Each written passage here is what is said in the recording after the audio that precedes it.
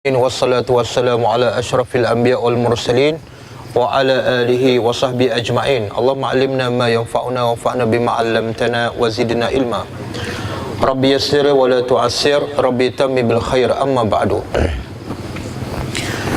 Alhamdulillah, bersyukur pada Allah Subhanahu wa taala yang menemukan kita di sini, yang kalau bukan dengan rahmat Allah kita tidak akan berjumpa di sini, dan saya tak akan sampai di sini. Saya tak akan kenal pakcik-pakcik di sini kalau tidak ada rahmat Allah. Dan rahmat Allah itu kadang-kadang datang melalui benda yang kita tak suka, iaitu seperti banjir. Jadi dengan sebab banjir ini, Allah nak supaya kita berjumpa di sini, supaya saya boleh sampaikan sepatah dua kata daripada ayat-ayat Allah Subhanahu wa taala, daripada hadis-hadis Rasulullah sallallahu alaihi wasallam. Itu adalah satu nikmat yang besar. Sebelum ini tak ada banjir, mungkin tak ada orang yang sampaikan kebenaran, ataupun ada tapi tak ramai. Maka Allah nak semakin ramai orang yang datang memberi kebaikan kepada orang di sini. Tapi caranya apa dah? Caranya pahit, iaitu musibah. Percayalah, Allah tidak pernah zalim kepada hambanya. Allah sangat sayang kepada hambanya. Dan kita pun selalu sebut dua sifat yang sinonim dengan Allah Subhanahu wa taala. Setiap hari kita sebut dua sifat tersebut, iaitu Bismillahirrahmanirrahim, dengan nama Allah yang Maha Pemurah lagi Maha Penyayang. Jadi tak mungkin Allah yang bersifat penyayang dan pemurah menzalimi hambanya. Percayalah, walaupun banjir itu sangat besar sampai ke bumbung, memerikan, menghanyutkan rumah, menghilangkan segala-gala, tapi Allah tetap sayang kepada kita. Apa bukti? Allah masih bagi peluang untuk kita hidup. Allah masih bagi peluang untuk kita beramal soleh. Allah masih bagi peluang untuk kita menambahkan amal soleh, berguna sebagai bekal sebelum kita dijemput dan berada dalam kubur, dan seterusnya menuju ke akhirat. Berapa ramai yang dah mati belum sempat beramal soleh. Berapa ramai yang mati belum sempat bertaubat kepada Allah. Tapi Alhamdulillah, Allah hanyutkan rumah kita, tapi Allah tak hanyutkan kita. Allah hilangkan rumah sahaja, tapi ingat, dengan kematian kita akan hanyut, kita akan hilang segala-galanya. Bukan setakat rumah, bila kita mati, bukan setakat rumah yang hilang, anak hilang, isteri hilang, harta hilang, kereta hilang, semua hilang. Dan ketika itu tidak ada siapa yang datang membantu kita sebagaimana sekarang. Sekarang rumah kita hilang, tapi datang bantuan bertimbun-timbun, berduyun-duyun manusia datang memberi bantuan, termasuklah saya dan kumpulan saya. Tapi bila kita mati, segala-galanya hilang, tapi tidak ada siapa yang dapat memberi bantuan. Bahkan tidak ada siapa peduli bila kita berada dalam tanah, bila kita dijemput oleh Allah. Maka tuan-puan muslimin muslimat, bersedialah untuk musibah yang lebih besar daripada banjir. Apa dia? Kematian. Satu hari, kalau tidak hari ini, besok. Kalau tidak besok, minggu depan. Kalau tak minggu depan, tahun depan. Yang pasti kita akan meninggalkan dunia ini. Kita akan meninggal rumah yang kita ratapi setelah hanyut. Kita akan tinggal isteri kita, kita akan tinggal segala-gala. Ketika itu tidak ada bantuan daripada manusia, melainkan amal soleh kita. Maka perbanyakkan amal. Sementara kita masih hidup, kita masih sihat, kita masih berakal, kita masih melihat, kita masih mendengar, kita masih boleh bercakap, gunakan segala nikmat itu untuk mensyukuri nikmat Allah Subhanahu wa taala. Perbanyakkan amal soleh. Jangan tinggal solat 5 waktu. Jangan melewatkan solat. Perbanyakkan juga solat sunat. Antaranya solat sunat subuh. Jangan lupa, solat sunat subuh 2 rakaat, Nabi bersabda, khairum minad dunya wa ma fiha, lebih baik daripada dunia dan segala isinya. Solat sunat subuh 2 rakaat, hanya 2 minit, 3 minit sahaja, kita akan dapat lebih baik pada dunia dan segala isinya. Tapi kalau kita kemas rumah, kita cuci rumah, 1 minggu pun belum dapat 1 rumah, walaupun 1 minggu. Tapi dengan hanya kita 2 rakaat, dengan 2 minit, kita akan dapat, kata Nabi, lebih baik pada dunia dan segala isinya. Dan pahala itulah yang kita nak bawa berada dalam kubur. Begitu juga banyakkan zikir kepada Allah. Kadang-kadang kita, Allah timpa musibah sebab kita lalai, sebab kita lupa kepada Allah. Mulut kita tak berzikir, hati kita tak bersyukur kepada Allah Subhanahu wa taala. Allah berkata, ulul albab ialah allazina yazkuruna Allah qiyaman wa qu'udan wa ala junubihim wa yatafakkaruna fi khalqis samawati wal ard Maksudnya orang yang berakal waras ialah sentiasa berzikir, sentiasa mengingati Allah Subhanahu wa taala, sama ada ketika berdiri ataupun duduk ataupun baring, dalam semua keadaan. Dan begitulah kehidupan Rasulullah. Apa saja yang menimpa Rasulullah, sama ada dihina, dimaki, dibaling batu ataupun dihala keluar daripada kota Mekah sehingga hilang segala-gala, tapi mulut Nabi tetap berzikir kepada Allah. Mulut Nabi tetap bersyukur kepada Allah Subhanahu wa taala. Mulut Nabi tak pernah lekang daripada zikrullah. Contohnya, perbanyakkan zikir istighfar. Percayalah, Allah sebut dalam surah Nuh, Tuhan bagi tahu antara musibah yang menimpa manusia ialah sebab dosa. Maka nak hilangkan musibah ialah dengan cara kita bertobat kepada Allah Subhanahu wa taala. Kata Allah Subhanahu wa taala dalam surah Yunus, "Faqultu astaghfiru rabbakum innahu kana ghaffara." Maksudnya, Nabi Nuh berkata kaumnya, musibah yang menimpa kamu termasuklah banjir, termasuklah kemarau, termasuklah pokok-pokok tak berbuah, termasuklah kahwin tidak dapat anak, semuanya berpunca daripada dosa.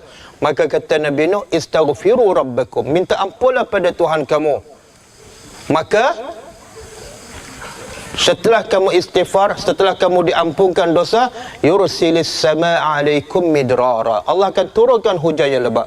Wa yumdidukum bi amwalin wa banin, dan Allah akan limpahkan harta dan anak-anak. Bila tu? Bila kamu istighfar kepada Allah. Maka marilah kita sama-sama beristighfar banyak-banyak kepada Allah Subhanahu wa taala. Bahkan Rasulullah yang maksum, yang tidak ada dosa, beristighfar, minta ampun kepada Allah 100 kali setiap hari. Kata Nabi SAW, tubu ilallah, bertaubatlah kamu semua kepada Allah. Kenapa? Fa inni atubu ilallah mi'ata marrah fi kulli yaumin. Kerana aku sendiri bertaubat, beristighfar kepada Allah 100 kali setiap hari. Apa kata Rasulullah? Rabbi firli wa tub alayya innaka antat tawwabur rahim. Ya Allah, ampunlah dosaku, terimalah taubat aku, sesungguhnya engkau maha penerima taubat lagi maha penyayang. Rasulullah yang tidak ada dosa bertaubat, beristighfar 100 kali. Maka kita yang banyak dosa sepatutnya lebih. Jangan lupa istighfar kepada Allah setiap hari, paling-paling kurang 100 kali. Kalau tak boleh yang disebut oleh Nabi, Rabbi firli wa tub alayya, sebut yang mudah, astaghfirullah, astaghfirullah, astaghfirullah. Selain pada itu, baca juga zikir. Dua kata Nabi SAW, dua perkataan ringan di lidah, berat pada timbangan, dan sangat Allah suka. Perkataan ini cukup mudah disebut, tapi ramai orang tak sebut.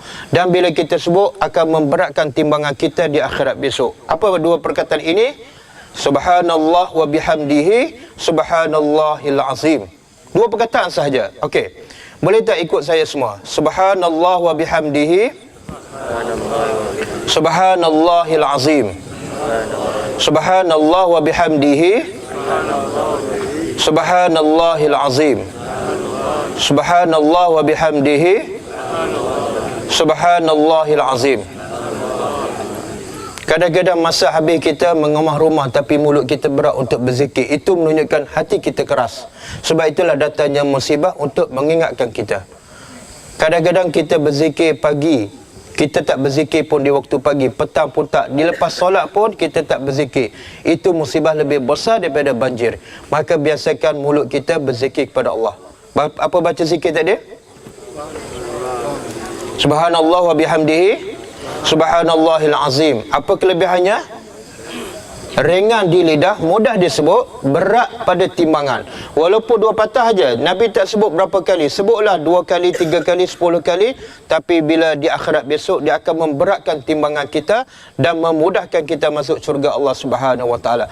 Dan dua perkataan ini sangat dicintai oleh Allah Subhanahu wa taala. Percayalah, jangan kerana cinta rumah kita lupa pada Allah yang Maha Penyayang. Jangan lupa berzikir. Juga antaranya bacalah zikir Subhanallah wa bihamdihi 100 kali setiap hari. Kata Nabi SAW, siapa yang baca doa zikir Subhanallah wa bihamdihi, yang tadi ada tambahan Subhanallah wa bihamdihi, subhanallahil azim. Yang ni Subhanallah wa bihamdihi sahaja 100 kali setiap hari. Nabi kata maka diampunkan dosanya walaupun sebanyak buih di laut. Apa dia zikir tu? Ikut ustaz. Subhanallah wa bihamdihi, subhanallah wa bihamdihi, subhanallah wa bihamdihi. Berapa kali? 100 kali. Bacalah setiap hari. Tengah-tengah cuci pinggan, jangan terkejut api padam. Sebab apa? Satu hari kita akan masuk kubur yang ada. Satu hari kita akan masuk kubur yang gelap dan tidak ada lampu. Sekarang ada lampu lagi kan? Satu hari kita akan berada dalam kubur yang gelap, tidak ada lampu dan berseorangan. Ingatlah ketika itu tidak ada siapa peduli pada kita kecuali amal soleh kita. Maka gunalah nikmat yang Allah masih beri kepada kita, masih hidup, masih sehat, masih boleh berzikir, masih boleh membaca Al-Quran, masih boleh pergi ke surau. Gunalah sepenuhnya untuk beribadat kepada Allah sebagai bekalan sebelum kita dijemput oleh Allah Subhanahu Wa Taala. Jadi insya-Allah selain pada tazkirah, saya nak bagi, saya tak pasti berapa keluarga ada, saya nak bagi sedikit sumbangan yang tak seberapa. Yang lebih pentingnya ialah apa yang saya sampaikan. Saya nak bagi sedikit sumbangan. Yang kedua, saya akan bagi buku. Di surah tadi saya dah bagi buku musibah, buku kecil, dan yang kedua matlamat hidup. Di sini kalau siapa yang belum dapat, saya akan bagi dua buku kecil. Satu musibah, tajuknya musibah adalah nikmat, bukan musibah, bukan benda yang tak disukai. Musibah adalah nikmat. Kenapa? Sebab Allah nak merawat penyakit kita. Allah nak kita sentiasa bersyukur dan redha dengan apa yang berlaku. Dan yang kedua, buku matlamat hidup dan kewajipan mentadabbur Al-Quran. Quran bukan untuk dibaca sahaja, Quran bukan untuk disimpan, Quran bukan untuk ditampal di dinding-dinding, tapi Quran untuk dibaca dan dihayati, kemudian diamalkan. Sebab Quran itulah yang akan pandu kita ke syurga Allah Subhanahu Wa Taala. Yang ketiga, saya akan bagi buku Rukun Islam, Rukun Iman. Bacalah Jadi setiap satu keluarga saya akan bagi 3 buku dan sedikit sumbangan duit. Okey, saya tak nampak muka ni. Boleh tak yang pertama ketua keluarga sahaja, ketua keluarga sahaja yang ditimpa musibah banjir. Tak, mana sunat? Biar dulu. Sebab kita tak boleh bantu semua. Kita utamakan yang masalahnya berat. Okey, saya jemput yang pertama. Saya tak sebut nama sebab saya tak kenal. Dan saya harap semuanya amanah. Sekejap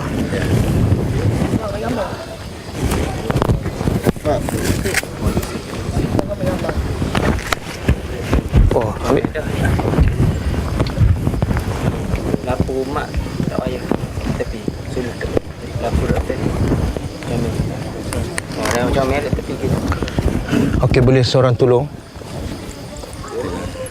Ente dah pegang buku. Pak. Tak apa ni kita ni. Seorang lagi. Mak. Saya lampu kita terus. Ataupun ente panggil je. Panggil? Ente panggil seterusnya. Okey. Buku dah dapat dah? Dapat. Oh, dah dapat dah? Okey. Ini ada sampul lah? Okey. Terima kasih. Sama-sama. Nama Pak Cik apa? Pak Cik Muhammad Zain tu Bilal Dapur. Pak Cik Muhammad Zain Bilal lah, surau ni? Surau Dapur. Oh, Masjid Dapur. Insya-Allah. Okey. Rumah Pak Cik hanyut habis. Alhamdulillah. Rumah hanyut Pak Cik masih alhamdulillah sihat. Bersyukur kepada Allah. Waktu tu Pak Cik di Mekah. Waktu tu di Mekah. Alhamdulillah. Alhamdulillah. Assalamualaikum. Wassalamualaikum. Okey, seterusnya. Wakil keluarga ataupun ketua keluarga. Nama Pak Cik? Abdul Ghani, Haji Abdul Ghani bin Awang. Haji Abdul Ghani bin Awang. Rumah? Itu belakang. Hanyut tak? Rumah tak hanyut. Tak hanyut tapi rosak habis lah. Okey. Okey, jangan lupa baca buku dan Quran ini Quran terjemahan Ya. Baca. Kalau tak faham tanya saya, ada nombor telefon saya dalam buku kecil tu. Ya. Okey. Seterusnya.